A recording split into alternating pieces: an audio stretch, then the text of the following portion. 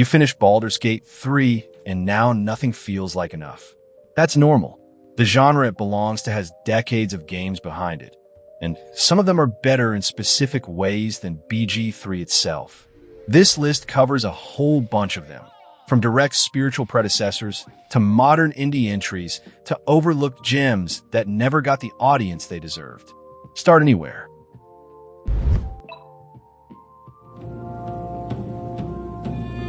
Expeditions Vikings is the predecessor to Rome, set during Viking Age Scandinavia with a smaller scope and a tighter focus on the personal political situation of a newly inherited clan and what it demands of you. The settlement management between expeditions, balancing resources, relationships, and development priorities, gives the strategic layer a texture that Rome's legion management simplified in pursuit of greater clarity. The writing is grounded and the historical detail is handled with genuine care throughout. The tactical combat is less refined than Rome's, but still solid and engaging. For players who liked Rome, Vikings rewards the direct comparison in both directions. For players who want a smaller and more personal story than Rome's epic scope allows for, Vikings is the better place to begin the series. The clan-building systems have a satisfying rhythm that develops across the full campaign. Sovereign Syndicate is a steampunk RPG set in an alternate Victorian London where minotaurs, satyrs, and other mythological creatures exist alongside humans in an industrializing society with all its attendant class tensions and inequalities fully present. The game uses tarot cards rather than dice for its resolution system, which gives encounters and skill checks a meaningfully different texture from standard CRPG probability mechanics that is immediately noticeable. 3 playable characters with different backgrounds and different relationships to the setting's class and species politics create genuinely distinct perspectives on the same unfolding events. The writing is the strongest element by a clear margin throughout. The game is short, and the ending arrives before some of the narrative threads fully develop as they suggest they will. Worth playing specifically for the setting and the writing. Broken Roads is a 2024 Australian post-apocalyptic CRPG with a philosophical alignment system, a moral compass that tracks your character's ethical position across 4 distinct philosophies and restricts certain dialogue options based on where you've positioned yourself over the course of play. The Australian setting gives the post-apocalyptic landscape a specific cultural texture and a particular brand of dark humor that American-centric games in the genre simply can't replicate convincingly. The writing is thoughtful and the philosophical system more interesting in concept than the execution always fully supports in practice. It's a game that arrived with rough edges and genuine ambition in roughly equal measure, and the ambition is consistently more memorable than the rough edges when you look back on it. Worth playing for players genuinely seeking something different within the genre. Pillars of Eternity is Obsidian's return to the Infinity Engine tradition. Isometric perspective, real-time with pause combat, companions with personal quests, and a world built with the density and care that Planescape and BG2 established as the genre standard. The lore is entirely original rather than licensed, giving Obsidian the freedom to build without IP constraints. The writing is consistently strong, the companion characters are well-developed, and the world of the Durwood rewards genuine attention and close reading throughout. The White March expansions add substantial content and are worth completing before moving to the sequel. This is where to go if you want the direct Infinity Engine successor in a modern package. The religious and philosophical themes running through the world building give it an intellectual feel that distinguishes it from most others in the genre. Torment Tides of Numenera is the spiritual successor to Planescape Torment, set in Monty Cook's Numenera setting, a world a billion years in the future where the accumulated technology of past civilizations has become genuinely indistinguishable from magic in every practical sense anyone alive can perceive. The central question it's asking is genuinely ambitious. and the writing consistently reaches for the literary register that Planescape established as the benchmark. The crisis system, where some encounters offer non-combat resolution paths built around your specific skills and character history, rewards genuine creative engagement from the player. The game is shorter than its predecessor, the world less fully realized, and some companion writing doesn't reach the level it's aiming for. Worth playing for what it achieves rather than what it falls short of. King Arthur Knight's Tale is a tactical RPG that reframes the Arthurian legend as dark fantasy, with a dead king returned to an Avalon that has become a genuinely nightmare landscape of horror and corruption. The turn-based combat uses a hero management system where your roster of knights accumulates permanent injury states across missions, requiring genuine resource management decisions rather than just tactical play within each individual battle. The morality system tracks your choices across two separate axes: Christianity versus old faith and tyranny versus justice, shaping which story paths remain available as you progress. The game is mechanically demanding and doesn't explain itself well in the early missions. Players who push through the learning curve will find a tactical RPG with genuine strategic depth beneath those difficult opening hours that rewards the investment.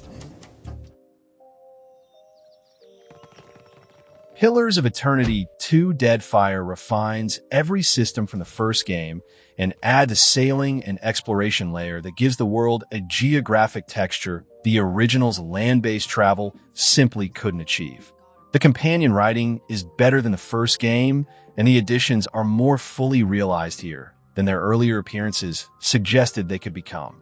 The multi-class system creates more build flexibility at the cost of some class identity clarity. The game received a substantially smaller audience than the first entry despite being the better game across most dimensions, which remains one of the more confusing commercial outcomes in recent CRPG history. Play Pillars 1 first, then come here. The Deadfire Archipelago, trading ships, island factions, a dying god scattered across the sea, is one of the most distinctive CRPG settings produced in the past decade. Neverwinter Nights built its identity around the Dungeon Master Toolkit rather than the single-player campaign itself, and that distinction matters more here than in almost any other CRPG on this list. The base campaign is adequate, a solid D&D adventure without the companion writing depth of BG3 or the sequel.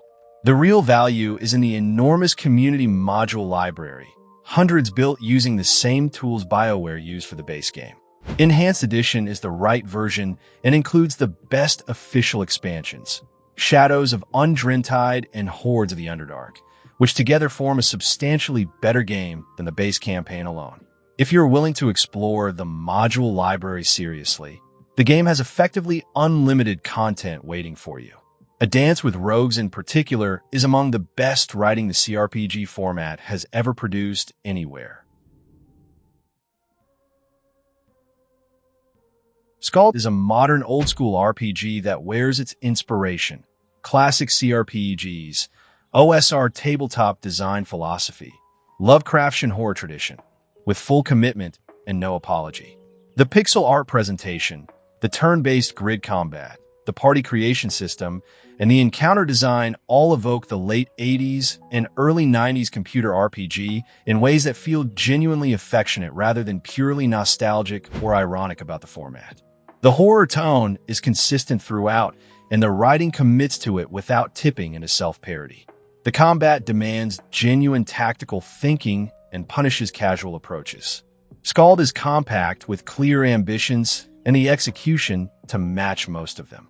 If the old-school aesthetic resonates with you at all, it fully delivers on what it promises. The Candleisle dungeon in the mid-game is a highlight of old-school dungeon design done right. Greedfall is an RPG set in a colonial-era fantasy world where you navigate the political relationships between colonizers and an indigenous population with its own magic and its own entirely legitimate claims against the newcomers who arrived on their shores. The faction reputation system, tracking your relationships with 5 competing powers simultaneously, creates meaningful choices about alignment and what that alignment costs you in practical and narrative terms. The companion writing is the strongest element throughout. The combat is action RPG rather than tactical turn-based, and the production values reflect a mid-tier budget.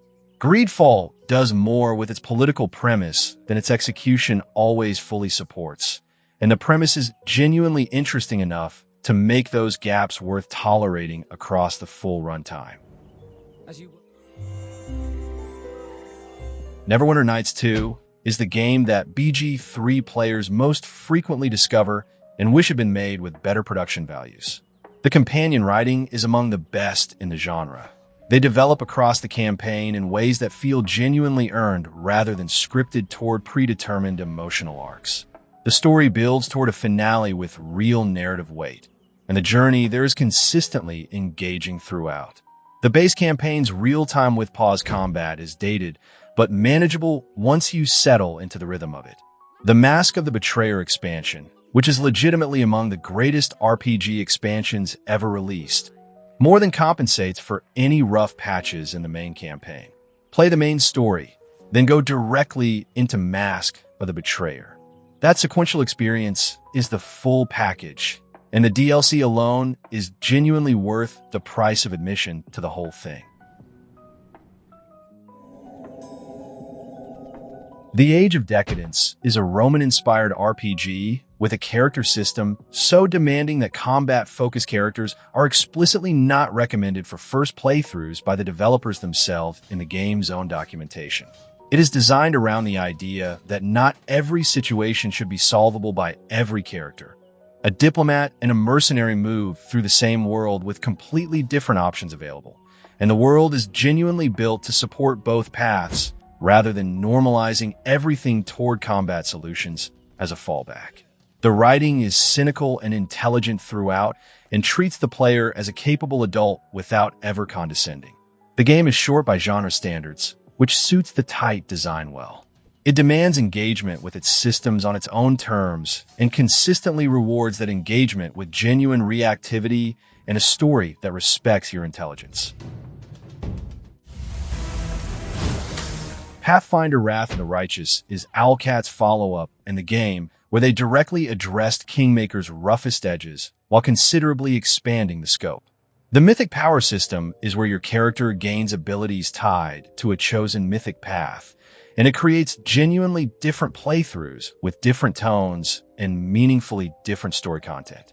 The Crusade management layer replaces kingdom management with something more action-oriented that suits the military conflict better. The companion writing is noticeably improved across the board.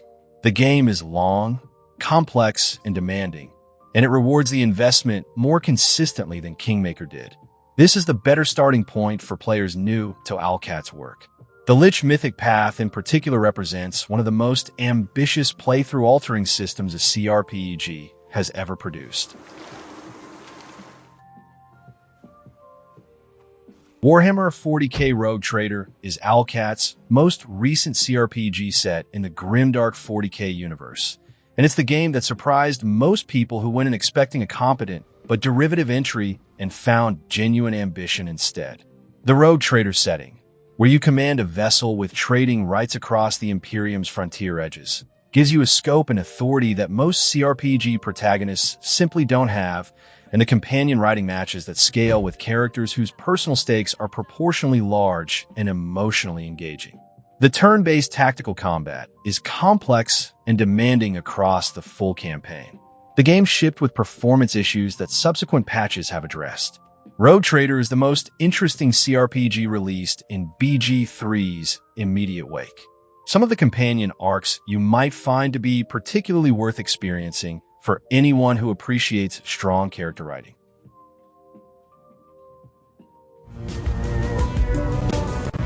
Shadowrun Hong Kong continues what Dragonfall established and adds a more personal central narrative. Your character has a history with the city and the people in it before the game begins, grounding the story in ways Dragonfall's more abstract stakes didn't always achieve. The companion writing is strong throughout, with a well-written ensemble cast that supports the central narrative consistently. The tactical combat is more refined without dramatically altering what already worked well. The extended edition adds substantial additional content worth experiencing alongside the main campaign. For players who like Dragonfall, Hong Kong is immediately worth playing next. For players new to the series, either entry is a reasonable starting point, and both reward completion fully. The Cal Free and Chains extended mission is among the best the series has produced. Planescape Torment is the CRPG that most consistently gets named as the greatest ever written, and the reputation is genuinely earned through what it achieves rather than just through age and accumulated nostalgia. The central question is asked through a protagonist who has lived multiple lives and must reconstruct who he has been to understand who he currently is. The writing is literary in ways that the genre rarely attempts and frequently achieves here at a genuinely high level. The combat is the weakest element, and the game essentially acknowledges this by allowing most encounters to be resolved through dialogue and skill checks rather than weapons and violence. Torment is not most like BG3 mechanically, but it is the game that best demonstrates what the CRPG format can do with character and writing when both are taken to their absolute ceiling. Baldur's Gate 2 Shadows of On is the game most people point to when arguing that CRPGs peaked in 2000, and the medium has been trying to return to that peak ever since. The companion writing is exceptional. They have personalities and personal quests that develop meaningfully across dozens of hours of play. The main narrative has a villain who feels genuinely threatening and personal rather than abstractly evil at a comfortable distance. The AD&D system at high levels creates combat that rewards deep system knowledge and careful preparation. BG3 exists because of this game, and playing it afterward shows exactly what Larian was building toward and which specific choices they made differently. The Throne of Ball expansion, included in Enhanced Edition, provides the conclusion the main game builds toward across its entire runtime and fully deserves. Baldur's Gate 1 is where the series began, and playing it after the third is a genuinely different experience than encountering it in 1998 without the surrounding context and history it now carries. The game is slower, more deliberate, and more focused on exploration than its successors. The early game is genuinely dangerous. The open wilderness areas can kill a low-level party quickly, and that danger creates a tension that higher-level play can't replicate. The story is simpler than the sequel, and the companion writing less developed. But the world has a coherence and a sense of mystery that the sequel's more epic scale sometimes sacrifices in pursuit of larger stakes. The Enhanced Edition is the right version and includes the Siege of Dragonspear expansion, which bridges the narrative gap to BG2 directly. Going back to the origin of BG3's lineage is a rewarding experience for anyone who wants that context. Icewind Dale is the Infinity Engine RPG that strips the formula down entirely to its combat core. There's a story, but it exists to give the dungeon crawling context rather than to challenge you narratively or emotionally. What it offers instead is the best tactical party combat the Infinity Engine produced. Carefully designed encounters, excellent dungeon layouts, and a difficulty that respects your intelligence throughout without padding the challenge artificially. You create your entire party from scratch rather than recruiting pre-written companions, which gives complete control over composition, but removes the character relationships that make the other Infinity Engine games emotionally engaging experiences. This game is where you go when BG3's combat was what you loved most, and you want more of it in a classic package. The Enhanced Edition adds the Heart of Winter expansion, which is worth playing through to completion. Encased is a post-apocalyptic CRPG set under a massive dome that has sealed off a section of the world, and the society that developed inside it before the collapse is the setting's most genuinely interesting element. 5 character backgrounds, each with different starting skills, dialogue options, and faction relationships, create meaningfully different early games depending on who you choose to play. The turn-based combat is tactical and rewards environmental awareness and careful positioning. The writing is uneven, with some excellent moments buried between stretches of functional dialogue, and the pacing in the middle sections loses momentum. It doesn't fully recover before the ending arrives. It does enough specific things well that it justifies the time for players who have already exhausted the higher-profile entries on this list and are ready to go deeper into the genre's back catalog. Wasteland 3 is the most polished and accessible entry in the Wasteland series. Set in a frozen, post-apocalyptic Colorado with a dark comedic tone that suits the setting consistently well. The turn-based squad combat rewards building a party with complementary skills and positioning for cover and flanking. The narrative reactivity, where your reputation with different Colorado factions shifts based on decisions, affecting what options appear later and what endings remain accessible, creates branching that holds up meaningfully across multiple playthroughs. The writing is consistently sharp and the tone well-calibrated between dark humor and genuine stakes. Wasteland 3 is the easiest recommendation on this list for players coming directly from BG3 who want something immediately accessible. The Rangers vs. 100 Families conflict alone generates some of the best faction storytelling in the genre. Atom RPG is a post-Soviet, post-apocalyptic RPG that wears its Fallout 1 and 2 inspiration clearly while building a world with its own specific cultural identity that the inspiration never had.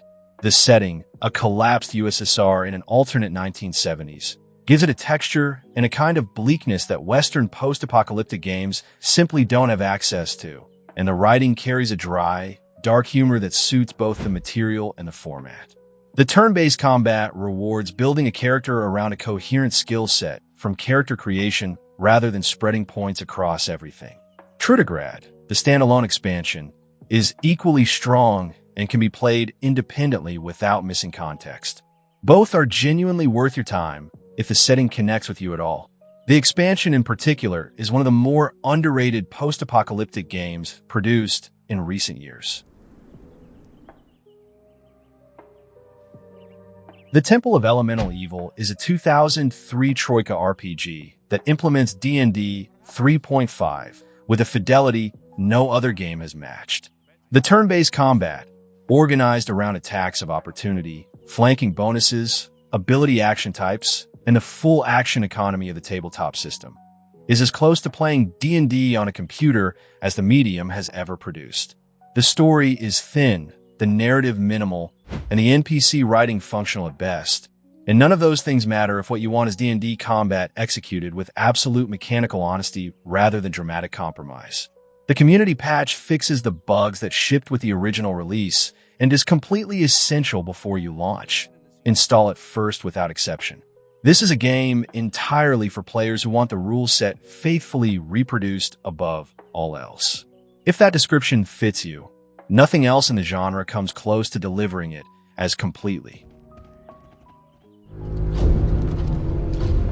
Celeste: Crown of the Magister is the game that most faithfully implements D&D 5e outside of BG3 itself, where BG3 takes liberties with the rules for feel and spectacle. Celeste plays it completely straight. If the rulebook says it works a certain way, that's exactly how it works here without exception. The verticality system, where height genuinely matters for range combat and light sources create tactical shadows that affect visibility and stealth, adds a spatial dimension most CRPGs ignore entirely. The story is modest and the production values are indie scale, but the tactical combat is excellent and the encounter design is consistently thoughtful across the full campaign length. There are also several community-made campaigns available that significantly extend the content. If BG3's combat system was what drew you in most, Celeste delivers more of that specific experience at a fraction of the production cost.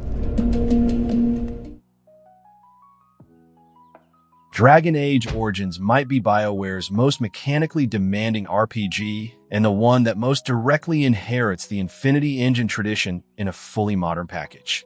The tactical combat, which pauses to let you issue commands and rewards building a party with genuinely complementary abilities, requires real engagement with the encounter design rather than reflexive action throughout. The companion writing is excellent, with them being among BioWare's best-written characters across their entire catalog of release games. The origin system, where your character's background determines the opening chapter and shapes how NPCs respond to you throughout the full game, provides genuine replay value across multiple distinct runs. Origins rewards players who engage seriously with all of its systems rather than just pushing the main story forward.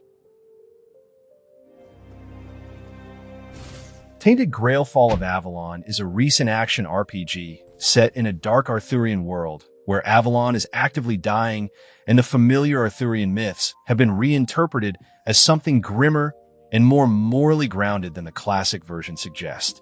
The writing takes the setting seriously and builds a world with genuine density and a coherent internal mythology that develops meaningfully across the runtime. The action RPG combat is functional without being exceptional. The game is large, and the pacing is uneven, with some regions considerably more developed in their writing and design than others. It is best suited to players genuinely interested in dark Arthurian mythology, reimagined with moral complexity and willingness to subvert familiar story beats entirely. Where the ambition fully lands, it lands well. The Beasts of the Moors area demonstrates what the game achieves at its highest point. Arcanum of Steamworks in Magic Obscura is the 2001 Troika RPG that asks what happens when magic and technology exist in the same world and carry genuine ideological conflict between them. Your character's position on the magic-technology axis shapes how NPCs react, which dialogue options exist, and which solutions to problems are available at all. A pure mage and a pure technologist move through the same world completely differently. Different quests open, different information surfaces, and the endings branch accordingly. The writing is sharp, the reactivity is deep, and the skill system rewards genuinely distinct playstyles in ways that hold up across replays. The real-time combat is the weakest element and benefits noticeably from switching to turn-based in the options menu before you start. One of the most original CRPGs ever made, and one that no other game has come close to replicating in the quarter century since its release.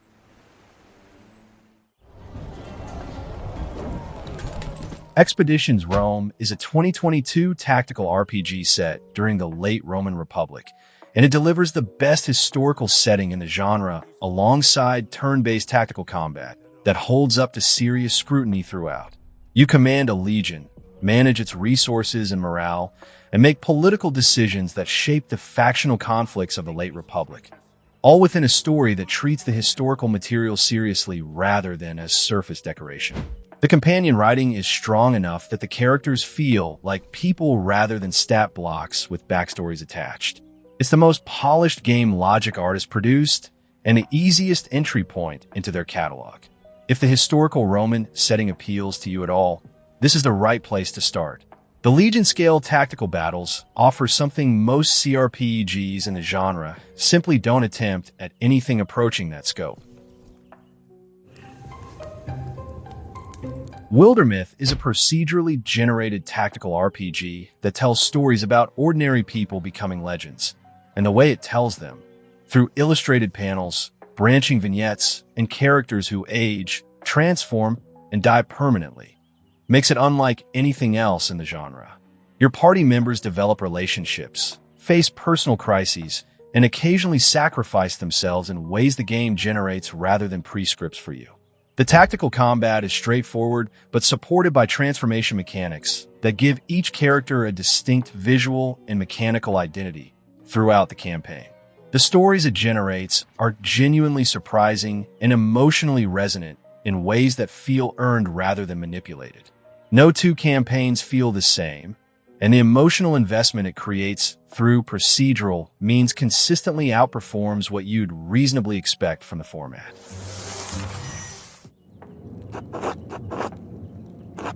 Pentiment is an Obsidian narrative RPG set in 16th century Bavaria, illustrated throughout in the style of illuminated manuscripts, and it is genuinely unlike anything else on this list or in the wider genre.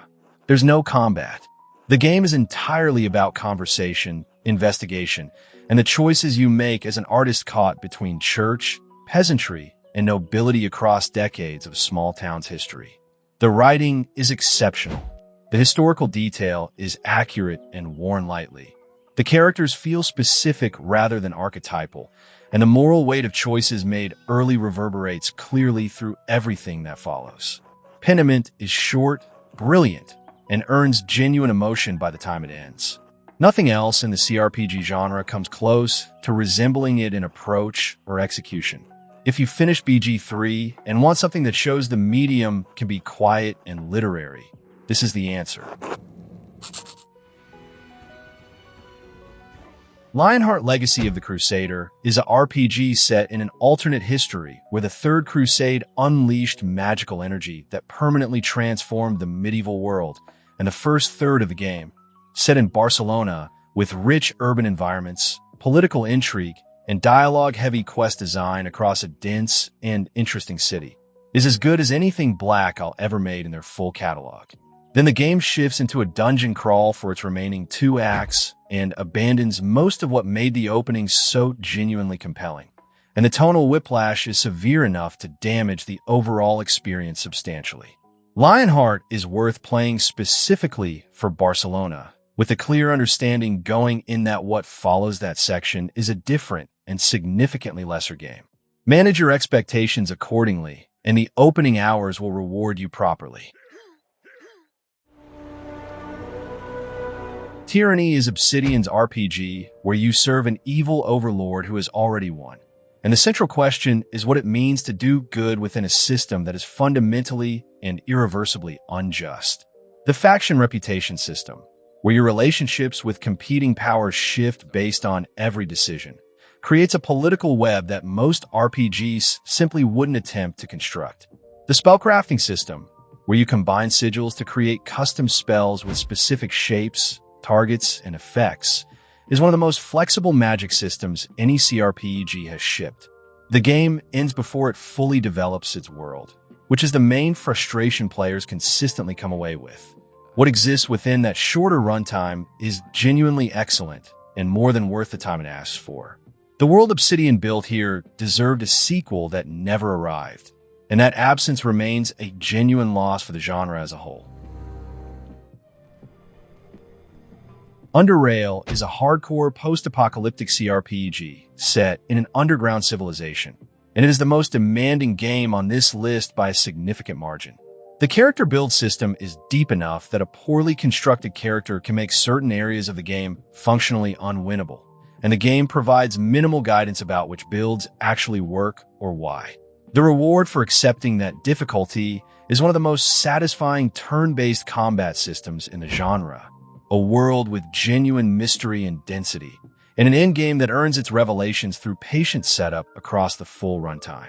This is for players who want to be genuinely tested by CRPG systems rather than just its narrative, and it delivers on that completely without compromise or apology. The Expedition expansion and the Infusion content update both add substantial hours to an already enormous and detailed game.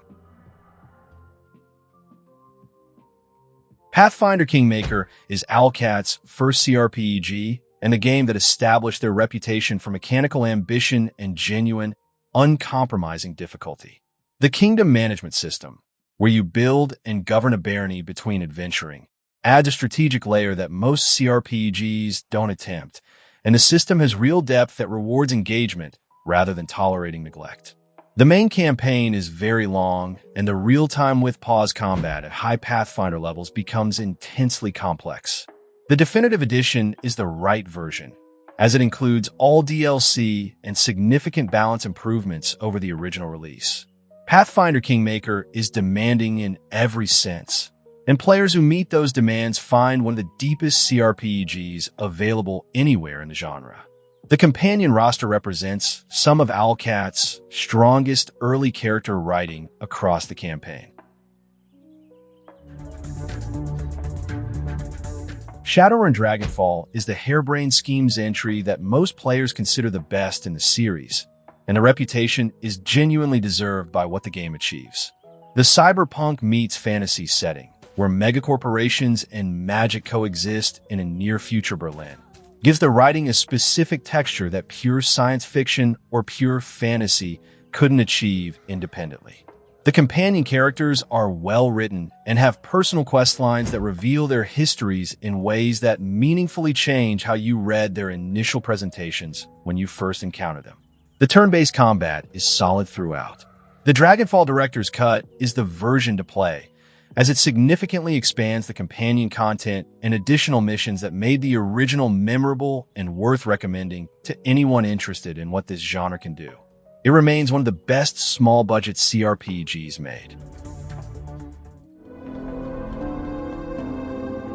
Colony Ship is Iron Tower Studios' CRPG, set aboard a generation ship mid-voyage, where the population has fractured into factions with different ideologies about what the mission means and what their descendants are owed. The setting, a self-contained world with centuries of social stratification baked into every conversation and NPC encounter, gives the writing a texture that open planetary settings don't have. The turn-based combat is challenging and punishing in the tradition of Age of Decadence, and the game rewards building a character around a coherent skill set from start. A demanding, compact CRPG from a studio that consistently treats its players as capable of handling real difficulty and systemic complexity. The engineers versus factionalists versus church conflict creates a three-way faction war that generates genuinely interesting moral choices throughout. Divinity Original Sin is the game that Larian made before, and playing it shows exactly how they developed the design philosophy that eventually produced their later, larger work. The cooperative multiplayer, where two players can disagree on narrative choices and argue them out in a rock-paper-scissors dialogue resolution system, is the genre's most interesting co-op implementation. The environmental interaction, where surfaces can be set on fire, electrified, or frozen, and those states cascade through combat meaningfully, directly prefigures BG3's environmental systems and teaches you how to think about them. The Enhanced Edition is the right version. The writing is lighter in tone, the combat more puzzle-oriented, and the world smaller in scope. Worth playing as both a complete game and as a revealing document of Larian's development toward what they eventually became. Original Sin 2 is the game Larian made immediately prior, and the direct lineage is visible in every major system across both titles. The Race and Origin character system, where you can play as one of several pre-written characters with their own histories or create your own, directly prefigures BG3's Origin system in nearly every meaningful detail. The surface-based environmental combat is considerably more developed than the first game's version. The writing is more serious and the story more ambitious in scope. The game is large and the difficulty spikes significantly in the second act, requiring engagement with crafting and preparation systems to manage effectively. For BG3 players, this is the most immediately familiar experience on this list, and the one most likely to fill the specific void it left. The For Joy opening remains one of the best CRPG introductions the genre has produced,